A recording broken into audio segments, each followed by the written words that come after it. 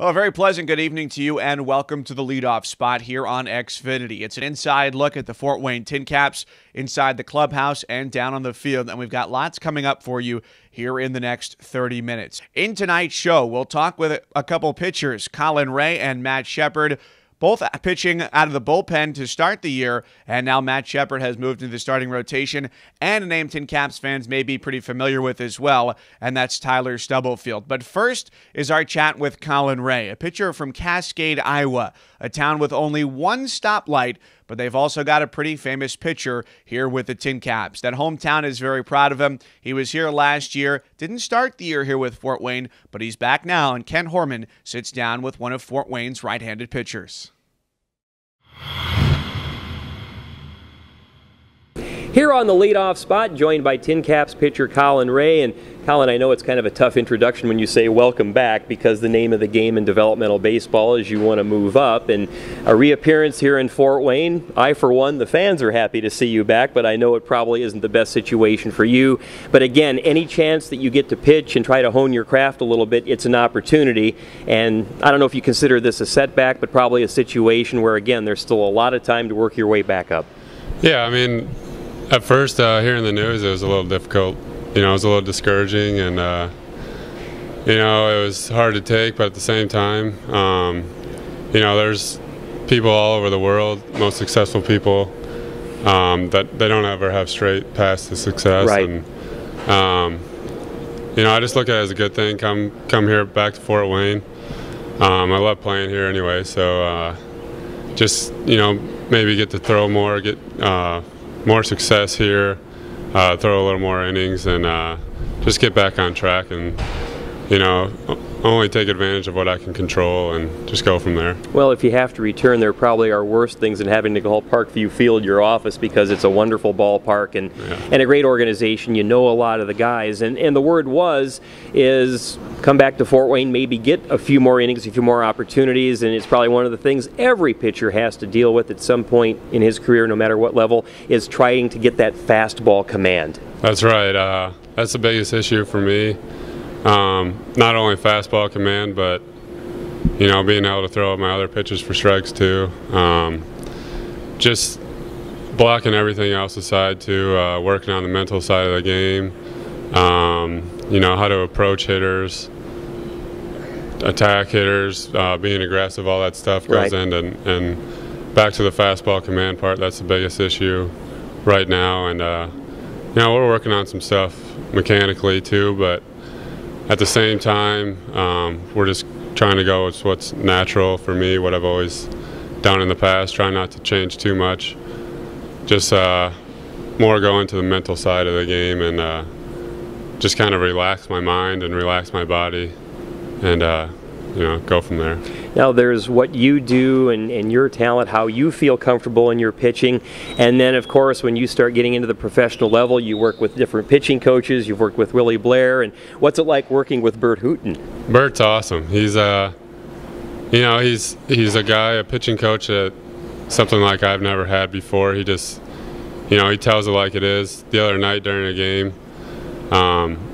I threw a pitch that he disagreed with, and he came up to me, you know, and he got in my face and told me, you know, I don't agree with that pitch selection. And, you know, I kind of read into what he said, and I kind of like that, him being aggressive towards me like that. And Bert, he's more in the mental side of the game too. He doesn't really say too much about mechanics and stuff like that. And you know, I like Bert a lot. He seems to know what he's doing, obviously, for the years of experience he's had. Well, and he's talked about that. He said, you know, once you do your bullpen and you get out in the mound in game action, he's not the one throwing the pitches. And you make an excellent point. I know this part of the game is really big to him, because most everybody can pitch. They have the fastball. Hopefully they have a couple of other pitches they can use as out pitches, but it's what's between the ears. And is that something, too, that you know you have to concentrate on, is to make sure that you're not overthinking, but maybe throwing the best pitch you think you can throw in a particular situation? Yeah, I mean, I would say that it all comes back down to confidence in your stuff, and you know, not giving. I mean, these professional hitters. I mean, these guys are great hitters. Right. Don't get me wrong, but not giving him too much credit. I mean, hitting's the toughest part of the game. Sometimes us pitchers, we give him too much credit out there instead of just, trying to be too fine, trying to be too perfect instead of just going right out after him. And that comes down to confidence in your stuff and just, here's my stuff, now see if you can hit it. Is it one of those things where you have the confidence in your stuff, you've always had the good fastball, it's a matter of harnessing that and just saying, okay, no matter what this particular count is, if you have a 3-2 count and have to make a big pitch, it's not always just reach back for the fastball. You have any of 2, 3, maybe even 4 pitches you can get a guy and know you can get the guy out. Right, yeah. I mean, confidence is something that I've had to work on. My whole career in baseball, it's something that I kind of lacked in. And I feel like if I can get, my confidence back and, be confident in my stuff, be confident in my approach to the game, and just working hard at attacking these hitters. And, and we talked about it the other day, there's 8 guys out there. You're not the only one out there on the mound. Right. There's 8 guys behind you, and it's not easy to drop a ball in there as a hitter, so you got to look at it that way and just try and simplify the game as much as possible. Well, you bring up an excellent point and something I've always wanted to ask a pitcher because, again, it was a childhood dream of mine. I found out, fortunately, at an early age, I wasn't very good, but the thought of standing on that mound, because like a quarterback, that's where the focal point is, standing on a mound here with over 8,000 people or getting into a major league situation with 40,000 people and things like that, you really have to focus, and that confidence is the key. So what do you concentrate on to make sure, I guess you kind of block out all the other stuff around you that can be a distraction, knowing the more focused you are, probably the better you are? Yeah, staying focused is, again, another huge part of it. Staying focused on the goal that you have, what is set before, know each pitch, what you want to do with the batter. Just kind of reading the batter, focusing on his swing. There's different stuff that you can look at.